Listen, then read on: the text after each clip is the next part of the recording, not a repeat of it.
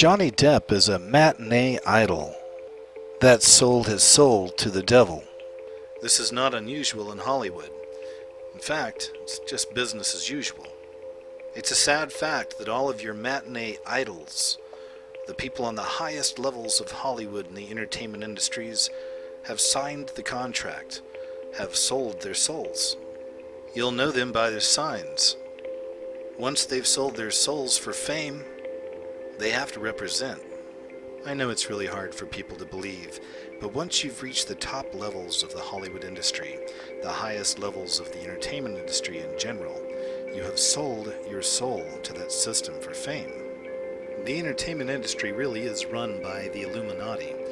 You can use other names for that as well, but essentially they're Satanists on a very high level.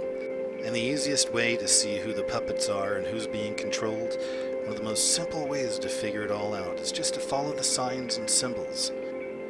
We get attached to our idols. We begin to love our idols. We sometimes worship our idols. Hollywood really is about magic, about smoke and mirrors, about illusion. Most importantly, it's all about mind control, about programming the public. They're very good at what they do. And these jesters, these comedians, these jesters of the New World Order system, if you will, we fall in love with them. They become a part of the family. They become someone you think you can relate to. That's why it's so hard for people to fathom the truth about the satanic entertainment industry. It's so hard to believe that these people that come into our bedrooms and our living rooms and our minds at all times through all kinds of entertainment, people that we feel like are friends, people we feel like we know, it's so hard to believe that they're being used for nefarious purposes. They're being used to push forth the satanic agenda. Let me show you a couple of examples in movies. Check this out. This is from the movie 22 Jump Street. That's Jonah Hill. Here's a better shot of it. Once again, this is from 22 Jump Street. That's Jonah Hill.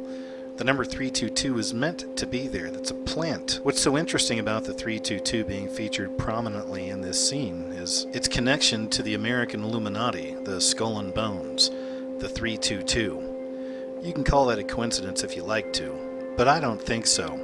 Merely for the fact I see this in practically every movie or TV show I watch anymore.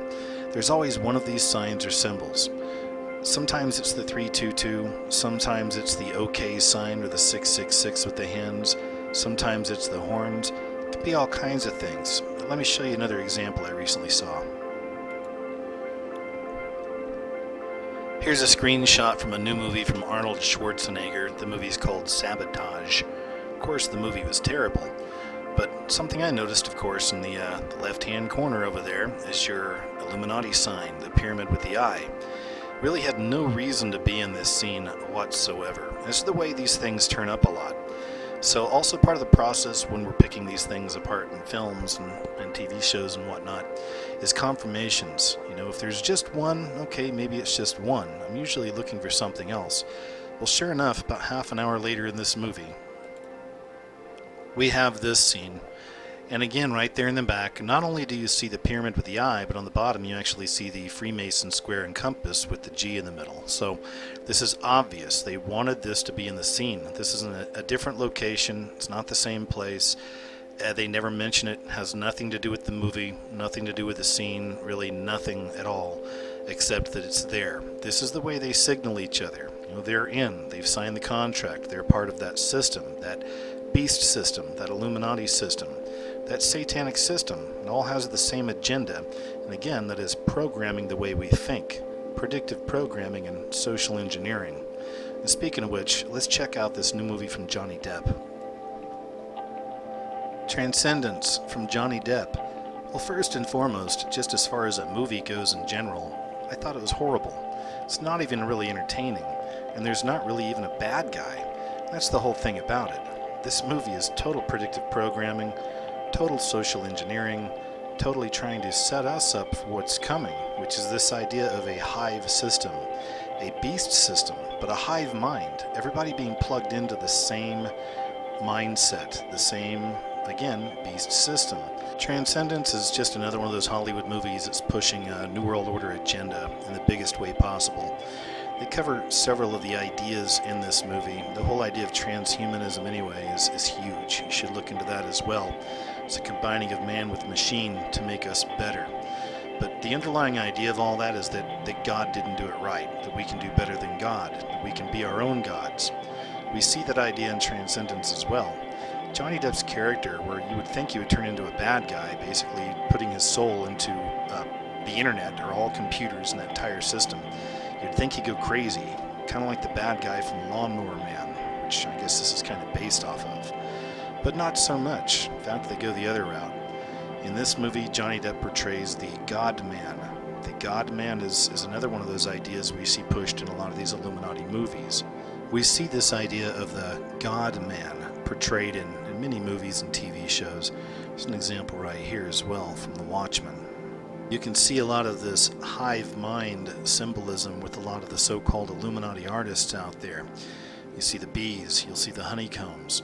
A lot of times you'll see the octagon symbol from the honeycombs. And that's also connected with Saturn, and that's a whole other level of research right there.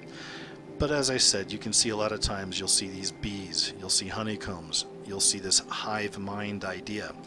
Once again, that is the idea of like the Borg. It's the idea that we will all share a collective consciousness and nobody will be thinking on their own. Johnny Depp meditates in a room full of vampire memorabilia. The Public Enemy's actor is fascinated by the mythical blood-sucking creatures and has a space in his London home full of items relating to them. A source explained to National Enquirer magazine, Johnny has a whole room devoted to vampires. He's fascinated by them. Johnny uses the room to relax, meditate, and be alone. I have to give you fair warning, this is a spoiler alert for the end of the movie Transcendence. Not that you're missing out on much in the first place. But in keeping with the idea of the God-Man, this Illuminati idea of the God-Man, that we can achieve godhood without God, in keeping with that idea, at the end of the movie Transcendence, Johnny Depp has meshed himself with nanotechnology and has spread himself all around the world. And the effect is he's making everything flourish. The world's growing back. The rainforests are coming back. Everything's beautiful. Everything's working out great. Surprised? Well, you shouldn't be. Johnny Depp is just another Illuminati tool. He's a puppet being used by this satanic system to program the public. Hey, thanks for watching.